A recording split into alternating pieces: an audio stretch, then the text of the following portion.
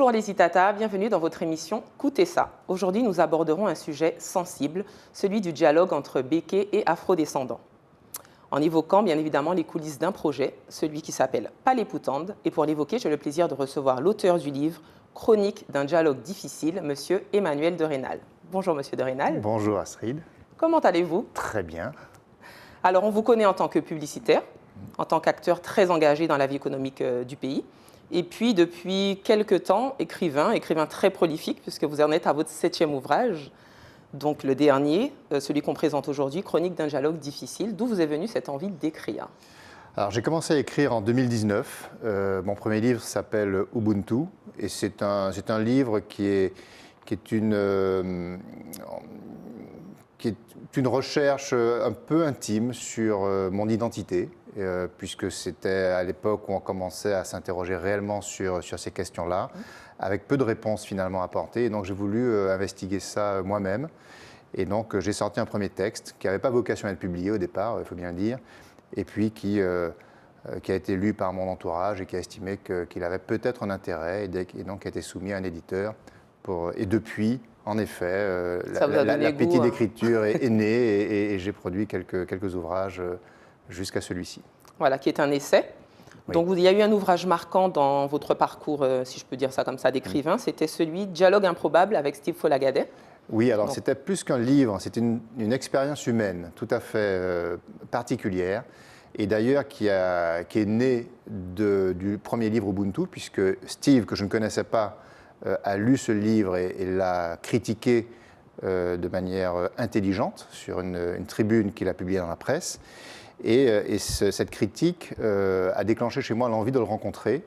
Et donc, nous nous sommes rencontrés, je suis rentré en contact avec lui et nous nous sommes vus sur un terrain vague de Schellcher. Donc, l'histoire a souvent été racontée déjà. Et nous avons décidé de nous voir souvent, régulièrement, à raison d'une rencontre par semaine. Et ça a duré près d'1 an. Et donc, nous sommes rencontrés sur des sujets au départ de friction. On n'était pas forcément d'accord sur les sujets qu'on abordait, mais on a voulu, en toute honnêteté, aborder nos sujets de discussion qu'on met souvent sous la table, qu'on ne veut pas traiter. Qui sont délicats, qui sont sensibles, parce qu'on est dans une société du non-dit, dans une société où on n'aime pas forcément affronter les sujets sensibles. Et bien là, on a choisi de faire l'inverse, de les aborder en bonne intelligence, sans forcément se pervertir l'un l'autre. On est resté chacun dans ses... Chacun soi-même. Mais on a pu franchir nos lignes respectives et on a pu dépasser nos représentations mutuelles et puis s'atteindre d'homme à homme. Et objectivement, une relation s'est tissée entre nous, une forme d'amitié, je peux le dire aujourd'hui, qui nous a permis d'entrer dans un vrai dialogue, un dialogue sincère. Et au bout de ce processus, au cours de ce processus, on a décidé, lui et moi, d'enregistrer une partie de nos échanges. Et donc ce livre, Dialogue improbable, est la restitution précise de 7 de nos rencontres. Il y en a eu combien de rencontres? Il y en a peut-être une vingtaine, je pense. Vous arriviez à garder la cadence d'une rencontre par semaine? On gardait la cadence, sauf cas exceptionnel. On tenait notre rythme. C'était le mercredi soir à 17h, entre 17h et 18h. Particulier. Voilà, c'était en fin de journée. On ne restait pas plus d'1 heure. Et puis, voilà l'histoire. Et c'était une très belle aventure humaine, en tout cas. Et comment s'est passée la toute première rencontre? Vraiment, les premiers regards, les premiers mots, la première atmosphère. Rencontre, c'est un rendez-vous qu'il m'a fixé sur ce fameux terrain vague de Schellcher. Je ne suis pas sûr qu'il s'attendait à ce que je vienne. C'est un rendez-vous qui a pris du temps à se matérialiser. Je pense que lui hésitait à ce que cette rencontre ait lieu. Vous non, vous étiez prêt? Vous aviez envie J'étais prêt, mais tout simplement parce que je ne savais pas qui était Steve. Donc j'avais objectivement à ce moment-là pas trop d'a priori. Et donc j'y étais la fleur au fusil. Et la première rencontre, elle était un petit peu tendue, puisqu'on était sur on va dire pas sur des confrontations, mais sur des points de vue qui étaient très, très divergents, très opposés en termes d'idées. Il représentait quand même une vision de la société qui n'était pas la mienne.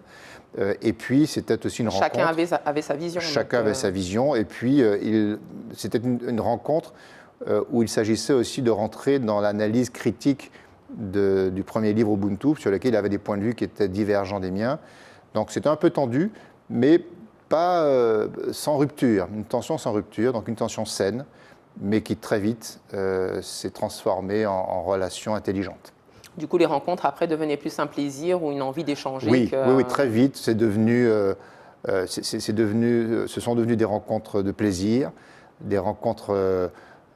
Alors, encore une fois, mais je pense que ni lui ni moi n'avions l'intention de pervertir l'autre. On respectait nos intégrités mutuelles. C'était ça le contrat moral.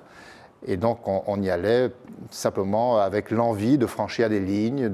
Il y avait une démarche un peu d'aventure, aller là où jusqu'à présent on n'avait pas osé aller, ni lui ni moi, donc vers de nouveaux chemins, de nouveaux territoires de pensée. Et c'était pour le coup quelque chose d'enthousiasmant intellectuellement et d'agréable. Et est-ce que ces rencontres vous ont changé entre la première rencontre, changé par rapport à votre point de vue, oui, à votre manière de penser, sincèrement, à votre regard? je crois que je ne suis plus tout à fait le même après cette expérience, mais je crois qu'on n'est jamais le même après avoir engagé un dialogue sincère avec quelqu'un.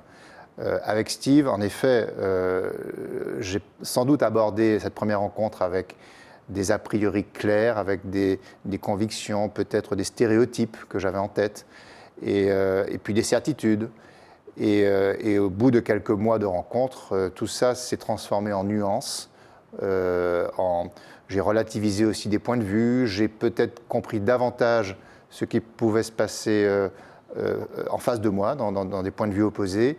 Et je suis arrivé sans doute à nuancer ma pensée. Et je pense qu'aujourd'hui, j'ai une pensée sans doute nuancée sur beaucoup de sujets de société par rapport à mes convictions de l'époque. Très bien. Et puis arrive Chronique d'un dialogue difficile. Donc là, on est encore dans le dialogue. Donc oui. On a eu dialogue improbable, maintenant dialogue difficile. Pourquoi ce besoin justement d'être dans ce dialogue ? Alors moi, je fais partie de ceux, mais je ne suis pas seul, heureusement. Je fais partie de ceux qui sont convaincus qu'on ne réglera jamais de problème sans qu'au préalable, il y ait un dialogue. Ceux qui pensent avoir raison tout seuls, ceux qui pensent avoir la solution sans la confronter à la contradiction du dialogue, sont sûrs d'échouer. Ce sont des grands principes. On ne peut réussir que quand l'action succède au dialogue. Donc ça, c'est une conviction que j'ai chevillée au corps. Et donc, du coup, je donne beaucoup de prix à l'espace de dialogue.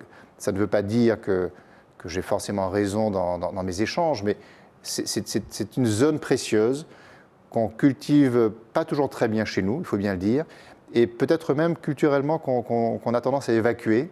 Et je pense que c'est un tort. Je pense que notre société irait beaucoup mieux si on s'affranchissait de nos petites barrières mentales pour oser le dialogue. Encore une fois, on ne blesse personne quand on parle, on ne change personne, on ne pervertit personne.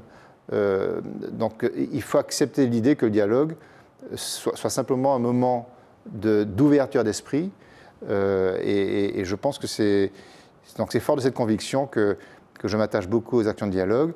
Et pour revenir à cette expérience du dialogue difficile, de la chronique du dialogue difficile, c'est une histoire qui a commencé. Oui, j'allais vous dire, c'est né d'une rencontre avec Marie-Josée Ali, c'est ça ? En 2019. On était en 2019. Alors rappelez-vous, c'était une période où les tensions étaient vives. On n'était pas encore en Covid. Hein. On était juste avant le Covid. Le Covid est arrivé quelques mois après. On commençait à entendre ce terme de Covid qui essaimait en Chine et qui se rapprochait de l'Europe, qui arrivait vers l'Italie notamment. Et c'était une période où chez nous, il y avait de fortes tensions sociales. Il y a eu les déboulonnages des statuts, il y a eu les mouvements activistes qui étaient assez forts.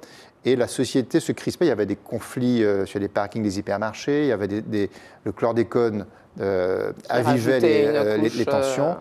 Et donc j'étais un petit peu inquiet de la tournure que prenait la société. Et donc à l'occasion d'un voyage à Paris, je me suis rapproché de Marie-Josée Ali, que je ne connaissais pas plus que ça, enfin je la connaissais mais pas vraiment directement, parce que je savais que Marie-Josée Ali s'intéressait à ces sujets-là. Et donc on a fait une première rencontre pour mettre à plat un petit peu nos questionnements mutuels, en disant mais qu'est-ce qu'on peut faire? Est-ce qu'on peut faire quelque chose? Est-ce que c'est une fatalité que de laisser cette société se durcir dans les rapports entre ses habitants? Ou est-ce qu'il y a des initiatives qui peuvent être prises par qui, comment, pourquoi?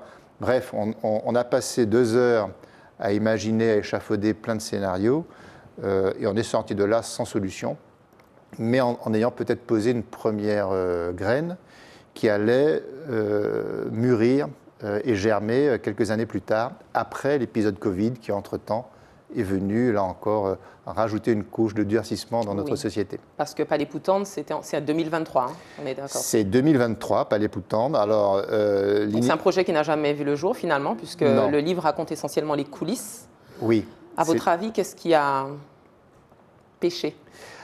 Alors, dans le livre, d'ailleurs, j'aborde un petit peu les raisons possibles de l'échec, mais ce que je voulais mettre en exergue, c'est que Palais Poutande est juste une expérience de dialogue collectif initié par Marie-Josée Ali. L'idée était, je rappelle quand même, c'était de dire, ça c'était le point de vue de Marie-Josée Ali, c'était de partir de la séquence de l'esclavage, parce qu'elle partait du principe, à tort ou à raison d'ailleurs, que depuis l'abolition de l'esclavage, il y a une chape de plomb qui est mise sur ces sujets sensibles, et qu'en réalité, on n'a jamais abordé de manière claire et ouverte entre les différentes composantes de la société martiniquaise. Et donc on avance dans ce pays en assumant un silence.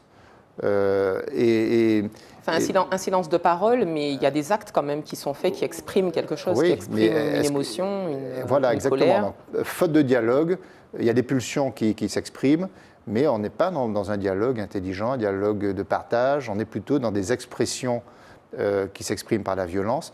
Et d'ailleurs, on ne sait même pas si ces expressions sont des expressions qui sont les fruits de ce silence post-abolitionniste.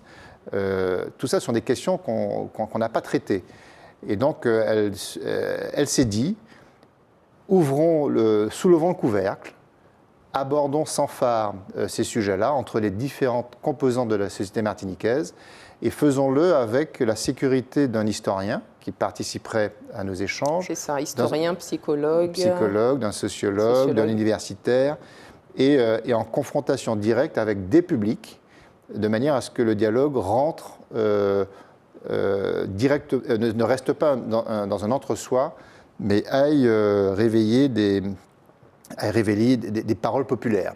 Et son idée était donc de passer de commune en commune, de sillonner les communes pour essayer de faire parler les gens avec ce petit noyau de départ qui avait pour vocation d'amorcer les discussions. Est-ce que pour vous, tous les moments sont propices au dialogue, ou est-ce qu'il y aurait pour vous, il y a des moments particuliers où on peut dialoguer? Je pense que tous les moments sont propices au dialogue. Je pense qu'il ne faut pas avoir peur du dialogue. Je comprends que parfois le dialogue puisse faire peur dès lors qu'il devient une arme qui vient casser des conventions, voire même des fonds de commerce qui ont besoin de rester dans le conflit. Et ça, c'est ça. Et d'ailleurs, ça démontre paradoxalement la force du dialogue. Et c'est pour ça que ce dialogue a échoué, parce que le simple fait d'oser le dialogue, donc c'est de se mettre à nu et d'accepter la controverse, c'est de prendre le risque de trouver des voies d'apaisement, de trouver des voies de contournement. Et je peux comprendre que ça ne plaise pas à des modes de pensée qui préfèrent rester dans une société clivée. Et voilà. Et donc cette simple... Je ne sais pas si c'est une préférence, c'est pour ça que je parlais vraiment de moment, parce que peut-être que c'est... Il y a peut-être aussi une question de moment, peut-être pas, on ne privilégie pas forcément le silence ou le conflit. C'est vrai qu'on est dans une société martiniquaise qui n'a pas développé l'échange verbal, le dialogue, même si c'était une société orale paradoxalement, mais peut-être aussi que c'est une question de moment. Alors, vous avez sans doute raison. Je crois que le dialogue individuel marche bien en Martinique. Les gens communiquent entre les individus de manière tout à fait qualitative. mais le dialogue collectif est plus problématique. Alors, il y a sans doute des moments plus propices que d'autres, mais moi, ce qui me fait un peu peur, c'est que si on prend le prétexte qu'il y a des moments où ça n'est pas propice, je pense qu'on installe des freins qui sont inutiles. Moi, je suis plutôt partisan de dire, a priori, allons pas se mettre de barrières, allons peut-être s'adapter au bon moment, mais ne pas partir du principe qu'il faut un prérequis de moment. Autrement, on trouvera toujours, malheureusement, un prétexte à ne pas rentrer en dialogue et ce n'est pas une bonne chose. Ça marche. Merci beaucoup, Emmanuel de Rênal. Donc, votre livre, on peut le trouver dans toutes les librairies? Oui, absolument. En Martinique? Ok, très bien. Merci beaucoup, merci pour cet échange. Merci à vous. Merci aux Itata. J'espère que cette émission vous a plu. N'hésitez pas à continuer de nous suivre sur les réseaux sociaux. Et puis, quant à nous, on se dit à très bientôt pour un autre Écoutez ça.